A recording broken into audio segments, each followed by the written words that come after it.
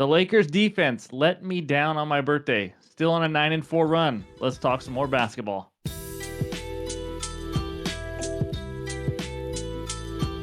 What's going on, everyone? Welcome back in to another episode for Just a Bet Outside. I am your host, Steven, and we're back on a Wednesday to talk some more NBA.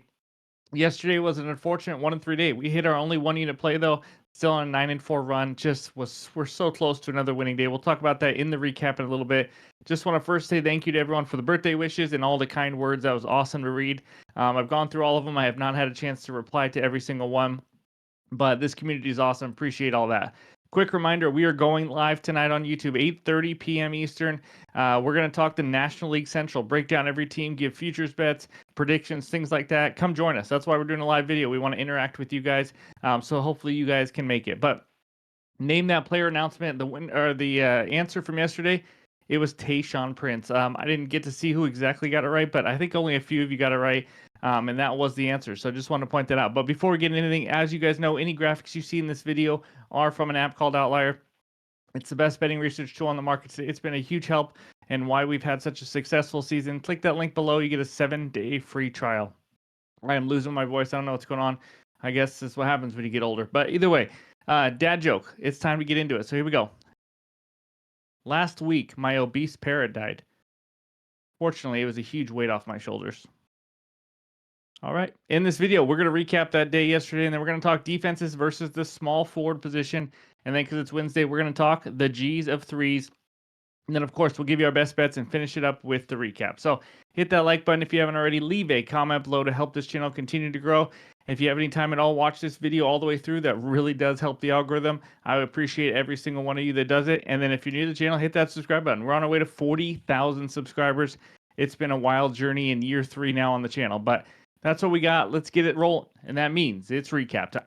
All right, there it is. The 1-3 day. Slow down the winning streak just a little bit. But Scotty Barnes, the only one unit play we cashed for a second straight time. He goes under 19.5 points. I didn't watch as much basketball tonight, going out to birthday dinner with the family and things like that. But I was following this game on my phone. He didn't play as much as I thought he would to close the game. I will take it. He ended with 17 points. I think he only had 7 at halftime. Pelicans team total under 111.5. This one hurt, guys. I'm not gonna lie.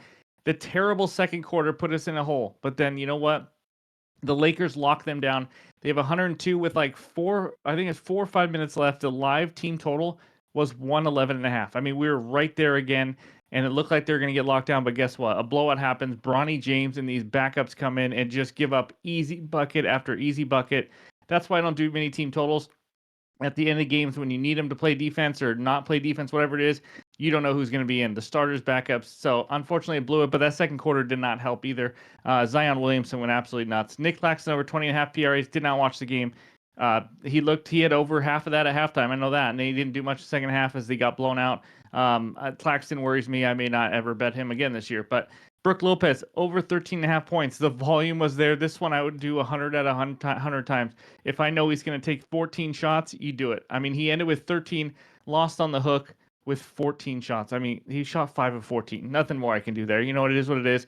Sometimes you're going to lose on the hook. We've had some good luck lately as well. So, again, it's all about the unit size. We lost under a unit here because we did hit that Barnes bet. So I like to see it 59 and 42 on the under player props. Now 237, 192, up 27.17 units on the season. Let's see if maybe we can get to 30 on this video. That would be awesome. But that's what we got for the recap. And now let's talk the small forward position. All right, we start with the defenses, giving up the most points to the small forward position. We got 4 matchups. Nuggets facing DeMar DeRozan of the Kings. DeRozan, 23.6 points per game. Nuggets giving up the most points per game, 26.2. Blazers, 23.5 given up to Jaylen Brown. They are facing 22.5 points per game. Lots of injuries in that Celtics game. And then we got the Sacramento Kings facing the Nuggets the other way around. Now, you're going to see 2 different Nuggets starters here. I know it looks kind of weird. It's all over the place. I'm just going to include both of them. Michael Porter usually is the small forward. Christian Braun's usually like the shooting guard, but it depends. If Aaron Gordon's out, then Michael Porter slides to the power forward. Braun slides to the small forward. Westbrook, shooting guard, all these things. Aaron Gordon's iffy. You don't know who the lineup is going to be. So I'm just going to include both of them just so you guys have the numbers. But Porter averaging 21.4 points per game. Braun was 17.7. But that's what we got for the matchups for the points. Now let's head over to the rebounds. And we got the Hornets facing Jaden McDaniels of the T-Wolves. 8 rebounds per game. Hornets giving up the second most. Actually, the tied for the first most at 9.2 with the Jazz. And then the Mavs, the unlucky Mavs this year, 8.4 given up. Kyle Kuzma is averaging 7.2 rebounds per game. He's been on and off with injury. This will be the second out of a back-to-back, so we'll see if he plays. But that's what we got for that. Now let's check out the assist. Jazz playing Chris Middleton of the Wizards. I mean, he's averaging 4.2. Jazz again up there, giving up 6.2, the most in the league. And then Nuggets facing DeMar DeRozan again, 5.1 assists. And the Grizzlies facing Jalen Williams of the Thunder. When Chet Holmgren is in, he is the small forward, averaging 5.2 assists. So that's what we got for any over matchup. Now let's look at the unders and the toughest matchup versus small forward. Toughest matchups. We got the Pistons over there on the right, giving up the fewest assists per game to small forward. They are playing some really good basketball. We will talk about them a little bit later. But then you see the Celtics and Bucks are playing today. They are second and third in points given up to small forwards, and then there's all the rest of the team. So all these stats were in the last 30 days. Obviously, any team or player that is in green is playing today. So that's what we got for that betting research. But we're not ready for the best bets yet. It's time for the G's of threes. All right, like we do every Wednesday, let's talk the G's of threes, the hottest shooters from downtown. And as you see, we have more green on it. That's right, because someone in the comments last week asked if we could put the players that are playing today in green. So I did that to help you guys out. And then anybody who's playing less than 8 games, you will see a note next to their name, like 7 games, 6 games, whatever it is.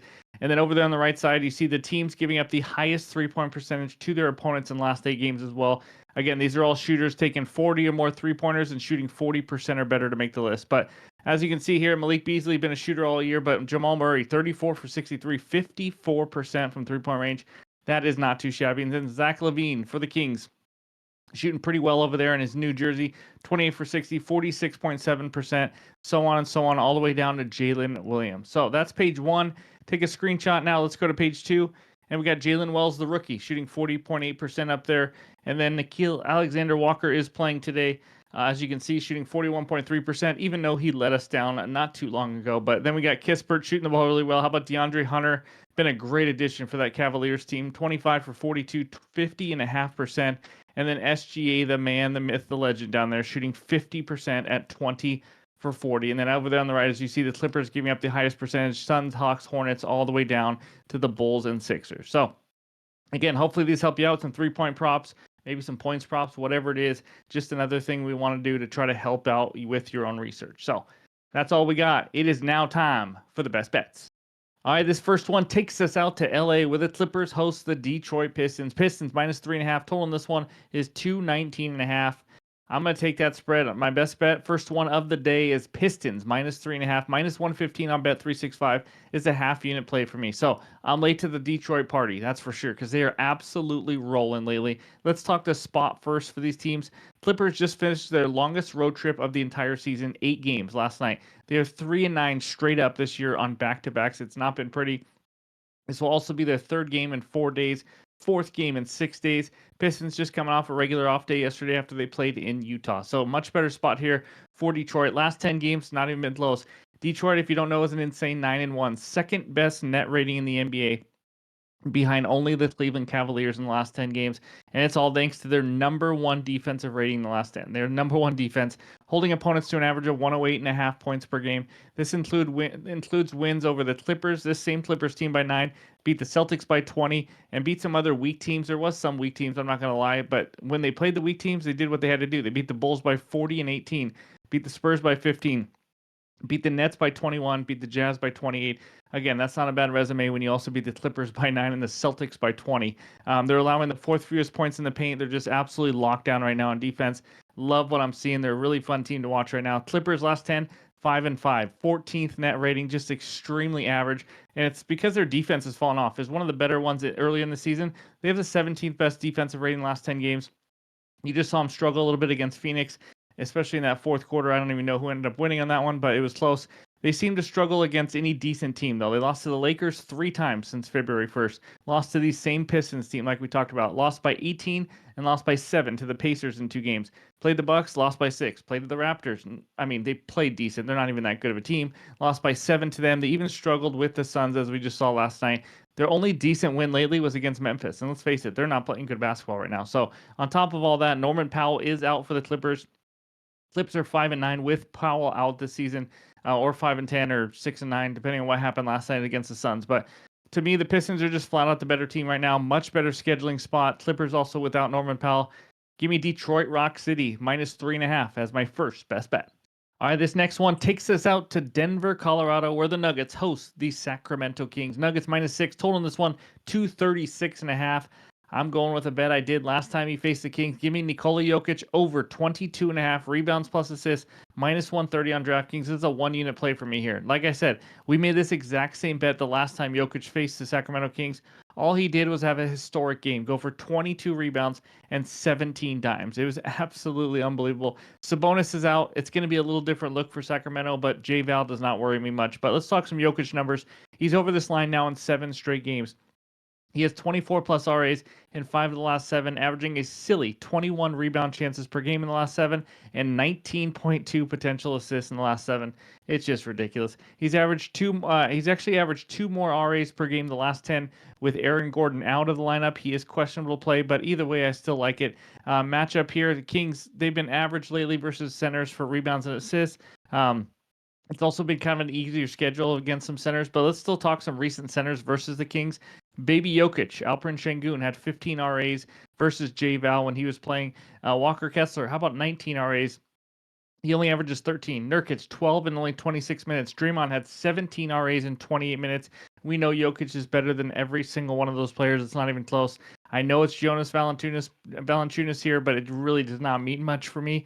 Jokic also averaging 23.2 RAs per game this season. So we just need him to really just hit his average in a matchup that he's proven he can absolutely dominate. I got to go with it again. Give me the Joker over 22.5 rebounds plus assists as my second best bet.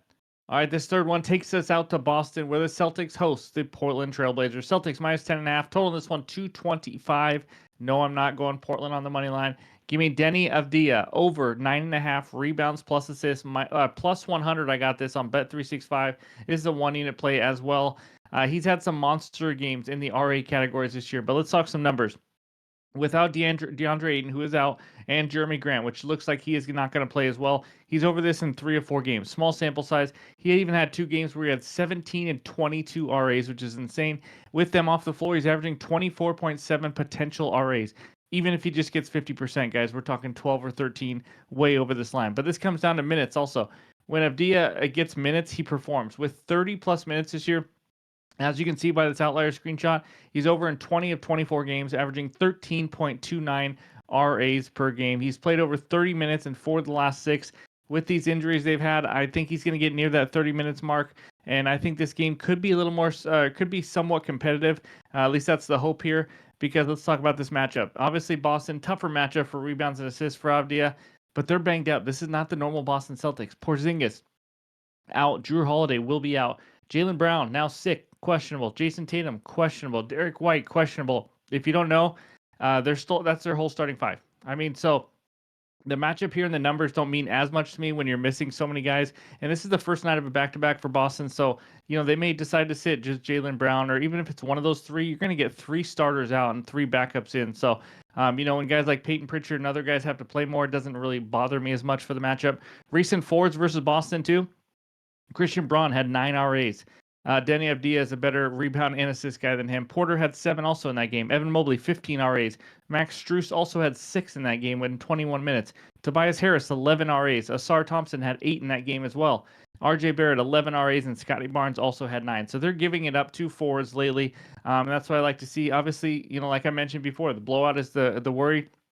But with all these injuries and the Blazers playing as well as they have been, I think they can keep this competitive enough to where he gets close to that 30-minute mark that we're looking for. So give me Denny over 9.5 rebounds plus assists. That is my third and final best bet. Of course, any added plays will be in the pinned comments below on X and on Discord, and I will definitely have more added plays, 1 or 2 probably. Maybe I get crazy and go 3. But that's what I got for today. Before we get out of here, let's check out the recap. All right, there it is. We start with the Pistons, -3.5 at -115 for a half unit. And then the Joker, over 22.5 rebounds plus assists, -130 for a unit. And Denny Avdia, over 9.5 rebounds plus assists, plus 100 on Bet365. That is also a 1-unit play. Let's get some winners. Let's get back on track after the one losing day that we had yesterday. But thank you guys for watching. As always, hopefully I get to see you guys on the MLB Live video later this evening. But hope you guys all have a great Wednesday, and we'll talk to you soon.